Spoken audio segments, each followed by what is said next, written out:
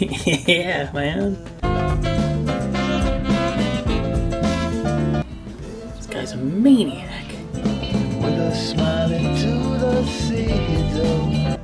Wait a second. I think I still have my old yo-yo. This isn't so hard.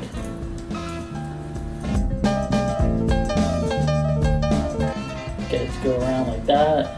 So it does that little special move at the end. It's called a starburst. It's really not that hard.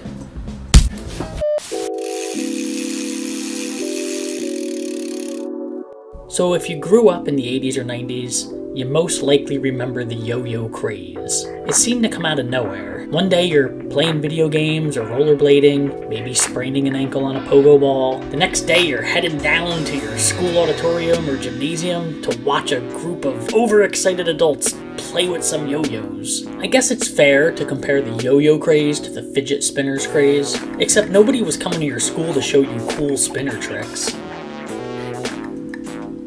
In the 80s, Coca-Cola tried to make yo-yos cool again, because nothing sells soda like a yo-yo. Kids started playing with yo-yos again, just like kids did back in the 50s and 60s. But then the 90s hit, and suddenly yo-yos weren't only cool, but they were extreme.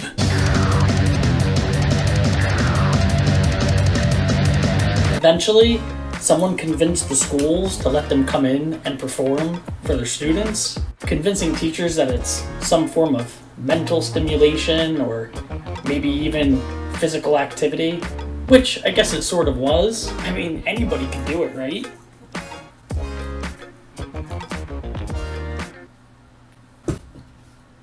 Once these traveling yo-yo carnies started getting into your school, it caused a yo-yo chain reaction. Kinda dull, huh? Not much competition for a video game. Or is it? Those guys must be millionaires. I'll bet they get all kinds of girls. I question the educational value of this assembly. Kids left school that day begging their parents for yo-yos. And of course they didn't want a cheap $2 yo-yo. They wanted fancy, high-performance yo-yos. You know, ones that would make them into superstars and end up traveling school to school, getting paid to perform radical yo-yo tricks.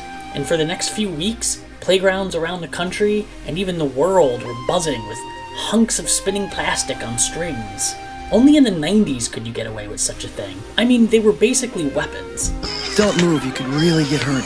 Oh. And like most kids at the time, I also got sucked into the marketing side of yo-yos. You know, because it was the yo-yo that made you better, not practice.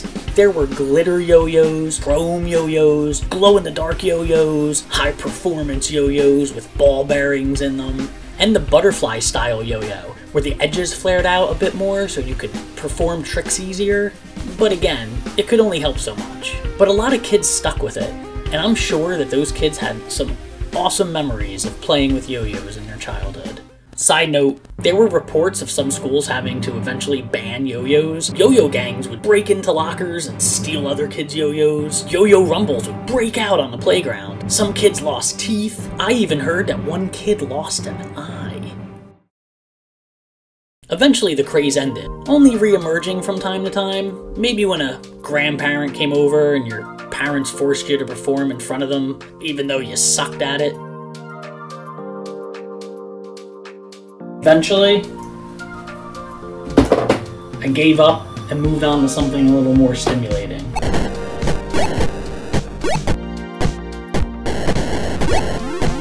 So leave a comment about yo-yos or anything else. I read them all because I got nothing else going on. Thank you so much for backpedaling with me. I'm Tig, and you are... Oh yeah! There we go. This is the most I've ever yo-yoed in my life. Started off, one person get yo-yo, then another person gets it, and it just goes on. It's good exercise for your arms. You can take your yo-yo to school as well. It's travelled all over the world, so now everyone's trying to do it. There's loads of tricks to do, millions. Nah, that's not boring at all. Yo-yoing's really, really fun.